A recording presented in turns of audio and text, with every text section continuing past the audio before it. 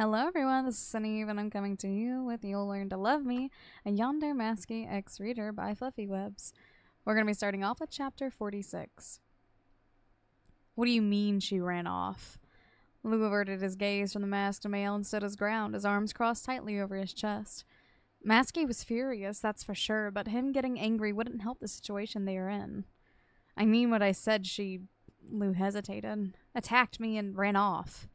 He finished nonchalantly. Masky abruptly stood up from his bed. You didn't even bother to follow her? God, you're such a fucking moron. Masky barked, slipping his hand through his messy hair. Lou frowned. He didn't even bother to spit something out as a response before the whole ordeal would get too heated. Does Toby know? Masky suddenly asked. Lou paused before shaking his head. I don't think so. Masky hummed and made his way out of the room, nodding his head towards the door for Lou to follow him. Just follow my lead, Masky uttered as he made his way downstairs. He took the stairs down to the living room whilst Lou trailed behind him. The two remaining proxies were predictably in the living room, chattering about something that Masky wasn't there to pay attention to. He casually passed the two proxies along with Lou, only to catch the attention of one of them. Where are you going? Of course it was none other than Hoodie. Masky paused in his tracks before glancing over his shoulder. Going for a little smoke. Lou will watch over me instead of you. Is that okay, Brian? Masky bluntly replied in a bitter and sarcastic way. Hoodie eyes Masky before shifting his gaze to an unsure Lou. Toby, who sat beside Hoodie, crossed his arms behind his head, resting his back comfortably against the soft cushion of the couch. Let him go. It's not like he got anything to lose. Toby teased in such a manner that made Masky's blood boil. He knew that twitching fuck was referring to YN. Hoodie scoffed, shrugging his shoulders before waving his hand in a go-away motion. Fine, go. Masky didn't waste another second and immediately left out the door as Lou quickly followed after. Lou shut the door behind him before curiously asking Masky, What are you planning? Masky simply kept walking, not planning on stopping anytime soon. We're not going back until we find her. Yeah, I will. Bye, Samantha. I smiled, waving Sam goodbye before exiting the hospital. I had just finished spending some quality time with Sam and Cece and finally decided to head home, considering I was free from any injuries. It might not be the safest place to be in, but at least it's a roof under my head. It was a bit of a struggle to walk back home, considering it was already late at night and my paranoia was up to the max, but I was quickly relieved once my old complex came into view. I had to ask a neighbor to let me in, the one that couldn't care less if I disappeared or not. He let me in without hesitation, not even bothering to ask who I was, and opened up the door for me to enter the complex. Just like old times. I took the elevator up to my floor and went over to my apartment door, which was surprisingly unlocked. I pushed the door open and entered my cozy space, shutting the door behind me before flickering on the lights. Everything still looked intact. Nothing seemed to be stolen, and everything was left like it was. My house key was still on the coffee table in the living room, and my bedroom was still messy like before. My fridge was still full with expired food. I sighed, heading towards my room and sitting down on my messy bed. I can't stay here. I know I can't stay here. Someone will find me sooner or later, but if I can't stay here, where do I go? I don't have money. I don't have any friends to ask for help. I suppose I could ask Samantha, but with all the work she has, I wouldn't want to bother her with my situation. I decided to just stay a night here to clear my mind and think of a decent plan. I plopped down on my bed, fluttering my eyes closed before flipping onto my side. The night will end quickly, so I won't have to worry too much. She's been down there. Masky stared down at the dark basement from the top of the stairs, his hands shook with both anger and terrible anxiety as he could only imagine what Toby could have done with YN. They decided to check the cabin first in case she had come back to it, considering Lou knew she didn't want to leave in the first place. Unfortunately, there was no trace of her in there.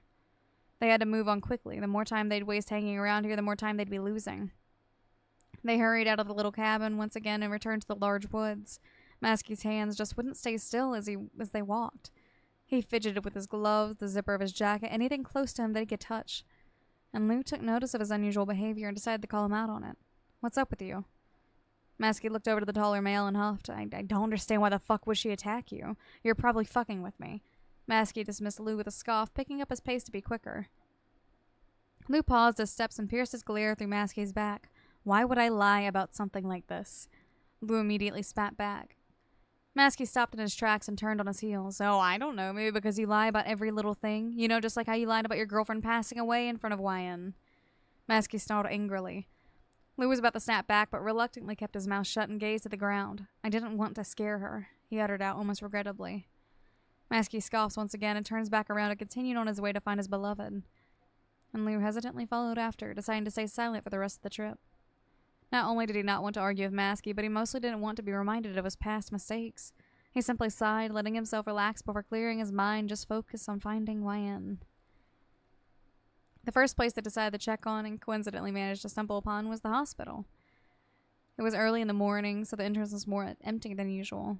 Masky decided to take matters into his own hands and went up to the unfamiliar receptionist, asking information about Yan while Lou stood a few feet behind.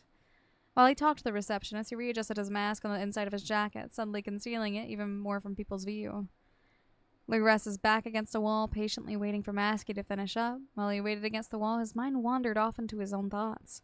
Just because of what Masky brought up before, it was now burnt into his mind again. The brutal things he did to his own lover, it made him shake with regret. Lou never meant to hurt her. He never meant to kill her at that.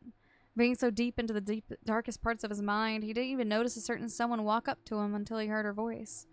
Lou? Lou blinks repeatedly, coming back into the real world, only to meet with a certain short-haired brunette. Her lips held a kind smile as she looked up at the very tall male compared to her short height. What are you doing here? Samantha questioned curiously as she fiddled with her long nails. Lou paused, glancing over the check if Masky was done yet or not, taking note that Masky was still busy with a receptionist. Lou returned his attention back to the short nurse. I was looking for Yan, Lou admits. Lou's statement made Sam's face light up almost immediately. Oh, she went back home, Samantha beams happily, sounding glad that her friend was feeling perfectly fine. Lou nearly choked on air as he stared at Samantha in belief. She was here? She went home? He raised his voice a bit too loud, catching the attention of multiple strangers along with Masky's attention. Samantha flinched a bit at his sudden tone of voice before sheepishly smiling. Yeah, you didn't know? Samantha asked, lightly tilting her head to the side. Lou quickly shook his head and kicked himself off the wall. He was about to catch Masky's attention by calling out for his name, only to quickly correct himself before he would sputter out the wrong name. Tim. Lou caught Masky's attention quickly, making Masky look in Lou's direction. She's back at home, we need to go. Lou urged, nodding his head towards the exit. Tim nodded at Lou's words and already made his way out of the building. And just as Lou was about to leave, Sam's soft voice caught his attention. Wait, please. Sam uttered out shyly, lightly gripping the sleeve of his jacket to prevent him from leaving. Lou hesitated on whether or not to pull away. He didn't have time for this, but he didn't want to be rude either. He gave Samantha a questioning stare, and Sam hesitated, lightly biting her bottom lip. Her cheeks tinted a light red color before she stammered. Before you leave, could I get your number, maybe? By each word, she got more nervous and more flustered than before, and Lou blinked before glancing over to the exit. Look, I don't really have my phone with me, he lied as Samantha slowly let go of him. And I'm really in a rush, so... Lou trailed off, giving Samantha the hint. She frowned for only a second before gaining her understanding smile again. It's fine, sorry I asked. She laughed a bit awkwardly. I'll be back soon, maybe, so, yeah, see you soon. Lou quickly waved Samantha off before rushing out of the building to follow his so-called buddy. Samantha watched as he left the building, proceeding to disappear from sight. She let out a sigh, shaking her head as she walked back the way she came from. It was worth a shot. Yan's complex was easy to get into, with all the non-caring neighbors to open the door for anyone. Masky and Lou made it up to the 7th floor as quick as they could by taking the stairs and rushing over to her door. The door was closed, but surprisingly not locked. Masky twisted the knob and opened up the door to allow himself in. The apartment was dark, considering the lights were off. He placed his palm against the wall, feeling around until he found the light switch and flicked it on, allowing the lights to shine. The apartment looked exactly the same ever since he left. He allowed himself further in, cautiously peering around the room. Lou curiously looks around in case he caught a glimpse of any traces of Yan. I don't think she's in here. Why would she leave the door unlocked? Lou questioned as Masky carefully made his way towards the open bedroom. He peeked inside only to see the covers on the bed in the shape of a curled-up person. He walked over to the bed and gently patted the heap of covers, causing the cover to fall down flat onto the bed. And he realized at this point that Yan was nowhere around. God damn it. Masky cursed to himself as he walked back out of the room. You're right, she isn't here. Masky confirmed Lou's statement. Lou frowned in disappointment, another attempt of doing something useful completely blown away. Masky grunted to himself, shoving his mask from in front of his face to the side, squeezing the bridge of his nose with his index finger and thumb. Fuck, Masky exclaimed in irritation. He was getting more and more desperate to find the girl. He needed to take his frustration out on something. Look, let's just... Lou tried to reason with the maskless male. Shut the fuck up, Masky barked, taking Lou aback by the sudden outburst. This is fucking ridiculous. If it weren't for you, she wouldn't have ran off in the first place. Masky pointed an accusing finger at Lou. My fault. How is it my fault? At Masky's remark, Lou was getting agitated himself. With all the stress of finding YN, it was finally getting into both of them.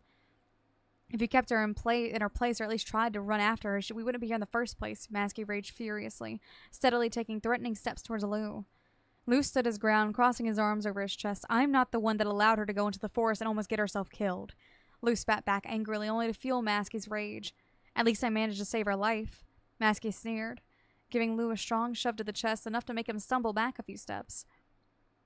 Lou furrowed his brows. Don't fucking test me.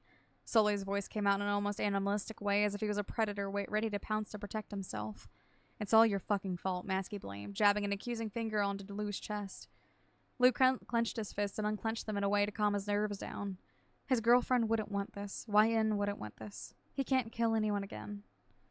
Lou took a deep breath before exhaling slowly. We're never going to find her if we keep going like this, Lou stated firmly yet calmly.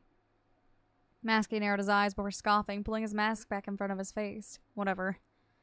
As much as he didn't want to admit it, he knew Lou was right. Let's keep going, Masky uttered through clenched teeth, making his way past Lou, all while bumping shoulders with him. And Lou bit the inside of his cheek hard, containing the train of curses he could spurt at the shorter male.